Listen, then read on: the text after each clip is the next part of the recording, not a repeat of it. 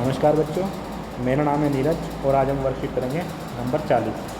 जैसे कि हम पहले भी कर चुके हैं वर्कशीट 39 तक, आज हम करेंगे 40। तो 40 वर्कशीट जो है वो क्या है, उसका टॉपिक नीतिगत फैसलों की प्रक्रिया। क्या है? नीतिगत फैसलों की प्रक्रिया। और जो चैप्टर है वो कौन सा है? पार्ट यह क्या है? संस्थाओं का कामकाज। पार्ट 4 है ये आपके सिविक्स चैप्टर का, सिविक्स किताब का। चलो शुरू करते हैं इसे। हमारे देश में राष्ट्रीय स्तर पर सरकार को, राष्ट्रीय स्तर पर मतलब राष्ट्रीय स्तर पर मतलब क्या कहते हैं? सरकार को केंद्र सरकार या संघ की सरकार कहते हैं। जो सबसे बड़ी सरकार है, मतलब जो सबसे बड़ी सरकार है भारत में, वो है सरकार, संघ की सरकार या राज्य की सरकार। बहुत सारे राज्यों का मिलकर बनना एक संघ कहलाता है। हमारा जो भारत जो राष्ट्र है वो एक संघ है। किनका? बहुत सारे राज्यों का। कितने राज्यों में इस टाइम? 28 राज्य हैं और 7 केंद्र शासित प्रदेश हैं। 7 नहीं तो शायद 9 है ना? 9 है ना शायद, पता नहीं, पता मुझे, शायद 9 है। चलो बाद में बता दूँगा। तो और सरकार, आगे चलते हैं। और केंद्र सरकार के महत्वपूर्ण फैसलों में मुख्य भूमिका निभाने वाली संस्थाएं कौन कौन सी है?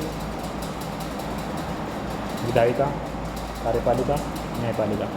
विधायिका क्या करती है? कानून बनाने वाली। कार्यपालिका करती है कानून का पालन कराने वाली। और न्यायपालिका क्या करती है? कानून की सही समीक्षा करने वाली। सही समीक्षा करने वाली मतलब जो कानून बने हैं वो ठीक से उनको कोई तोड़ तो नहीं रहा, कोई मतलब जो संविधान में कानून बनाए हैं उनको कोई तोड़ तो नहीं रहा। उन कानूनों को अगर कोई तोड़ता है तो ये क्या न्यायपालिका जो है न्याय देती है। जो इन कानूनों को तोड़ता है उसको सज़ा देती है। ये कौन देती है सज़ा? न्यायपालिका। ओके, आगे चलते हैं।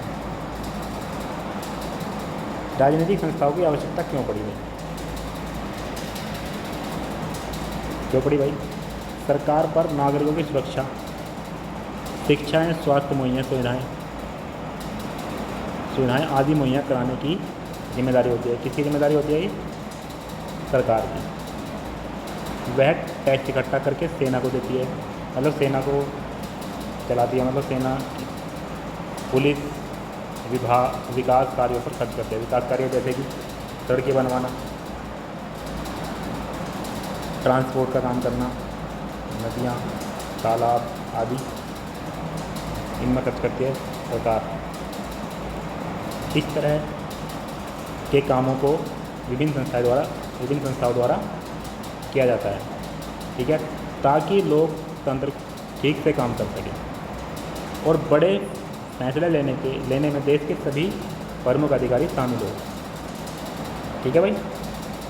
इन संस्थाओं में निर्णय लेने वाले प्रमुख अधिकारियों में कौन कौन है भाई? देखो, नंबर 1 राष्ट्रपति है। राष्ट्रपति जो है वो औपचारिक रूप से देश का सबसे बड़ा अधिकारी होता है। क्या होता है वो? Formally the largest authority of India. Okay, अगला क्या है भाई? ये है प्रधानमंत्री जी। सरकार की ओर से अधिकांश अधिकारों का इस्तेमाल वही करते हैं। The prime minister on behalf of the government use the power and recommendation the other person for the appointment as prime minister, sorry as a minister. तो बच्चों इसमें पता चला आपको प्रधानमंत्री की पावर क्या है। ये प्रधानमंत्री क्या करते हैं? अन्य मंत्रियों की नियुक्ति करने में राष्ट्रपति से सिफारिश क्या है? प्रधानमंत्री करते हैं। अब आते हैं संसद। संसद क्या है भाई? संसद जो होती है वो राष्ट्रपति plus Lok Sabha plus Rajya Sabha equal to संसद। संसद इन तीनों से मिलकर बनती है। ठीक है। अगर कोई पूछे संसद क्या है तो संसद में आप बता दोगे 3 अंग है संसद के। कौन कौन से? राज्यसभा, लोकसभा और राष्ट्रपति। अब पढ़ते हैं। राष्ट्रपति, लोकसभा और राज्यसभा मिलकर क्या बनाते हैं? संसद। राष्ट्रपति दोनों सदनों का सदस्य नहीं होता, फिर भी संसद के फैसले इसकी मंजूरी के बाद ही लागू होते हैं। मतलब कोई भी बिल पास होगा तो वो राष्ट्रपति की मंजूरी के बाद ही पास होगा। आगे चलते हैं भाई। लोकसभा बनाम राज्यसभा, मतलब लोकसभा में और राज्यसभा में क्या अंतर है, क्या उनकी पावर्स है, राज्यसभा के पास कौन सी पावर है, लोकसभा के पास कौन सी पावर है, ये देख लेते हैं। हमारे संविधान में राज्यसभा को राज्यों के संबंध में, राज्यसभा को किसके संबंध में, राज्यों के संबंध में कुछ विशेष अधिकार प्राप्त है, लेकिन अन्य अधिकारों के मामले में सर्वोच्च अधिकार किसके पास है, लोकसभा के पास है। आइए देखते हैं कैसे। नंबर 1 है भाई, किसी भी सामान्य कानून को पारित करने में, कोई भी कानून या बिल कहते हैं इसको, कोई भी कानून को पारित करने में दोनों सदनों के बीच कोई मतभेद होता है तो क्या होता है भाई, अगर मतभेद होता है तो लोकसभा के विचारों को प्राथमिकता मिलने की संभावना रहती है। ठीक है भाई। If there is a different of opinion between the two house in passing any general law, then the opinion of the Lok Sabha matters. ठीक है भाई, इंग्लिश में बता दिया, हिंदी में बता दिया। सेकेंड लाइन है आपकी, दूसरी पावर क्या है इसके पास, पैसे के मामले में लोकसभा द्वारा पारित बजट या कानून राज्यसभा में सिर्फ 14 दिनों तक अपने पास रख सकती है।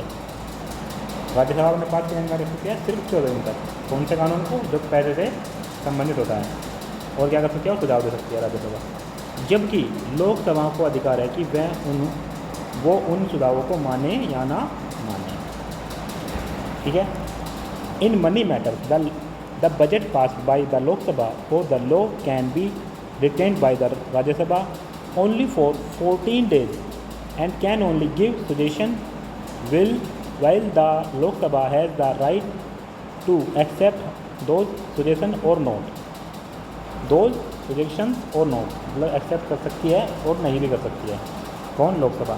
तो यहाँ भी लोकसभा के पास ज़्यादा पावर हो गई। अब आते हैं नंबर 3 पे। ये क्या है, सबसे बड़ी बात तो यह है कि लोकसभा मंत्रिपरिषद को नियंत्रित करती है। क्या करती है भैया लोकसभा, कंट्रोल द काउंसिल, मतलब मंत्रिपरिषद को जो है नियंत्रित करती है। The Lok Sabha control the council, only those can become a prime minister who has got a majority in the Lok Sabha. सिर्फ वही व्यक्ति प्रधानमंत्री बन सकता है जो लोकसभा में बहुमत हासिल हुआ हो। राज्यसभा का मतलब नहीं है भाई जो प्रधानमंत्री बने। देखो इंपॉर्टेंट फैक्ट, सिर्फ वही मंत्री प्रधानमंत्री बन सकता है जो लोकसभा में, किसमें, लोकसभा में क्या कर रहा हो, बहुमत हासिल किया हो, जिसने लोकसभा में बहुमत हासिल किया हो। ठीक है, आगे चलते हैं।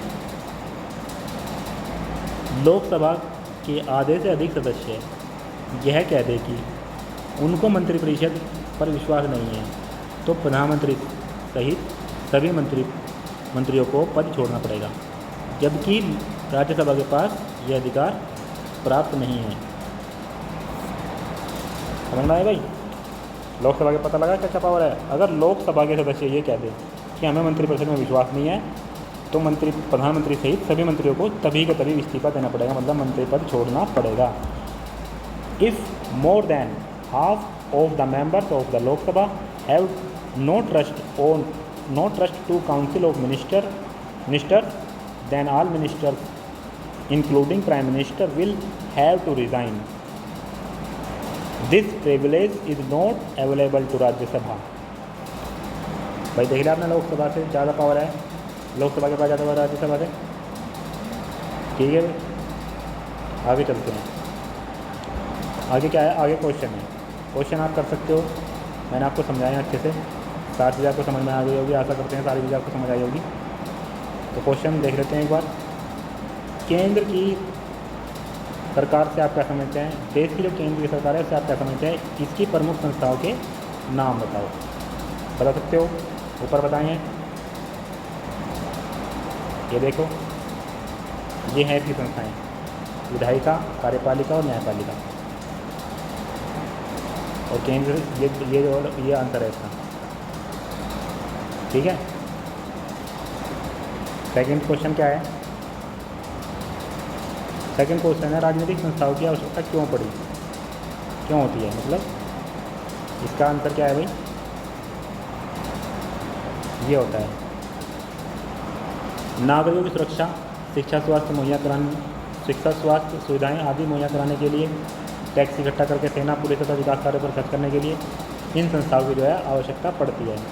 ये आप पूरा का पूरा लिख सकते हैं यहाँ से यहाँ तक, यहाँ से यहाँ तक सेकंड का आंसर। ठीक है। नंबर 3 क्या है भाई? संस्थाओं के प्रमुख निर्णय लेने में कौन कौन अपनी भूमिका निभाते हैं, ये भी बताया मैंने आपको, ऊपर देख सकते हो आप। ये है भाई, देखो ये है राष्ट्रपति, प्रधानमंत्री, संसद, ये तीनों जो है अपनी भूमिका निभाते हैं संस्थाओं का निर्णय लेने में। ठीक है भाई, नंबर का भी सकते हैं। नंबर 4 लोकसभा और राज्यसभा में अंतर, अभी भी बता रहा हूँ, बिल्कुल लास्ट में ये बताया था, लोकसभा और राज्यसभा में अंतर। इसको पूरा लिख देंगे भाई,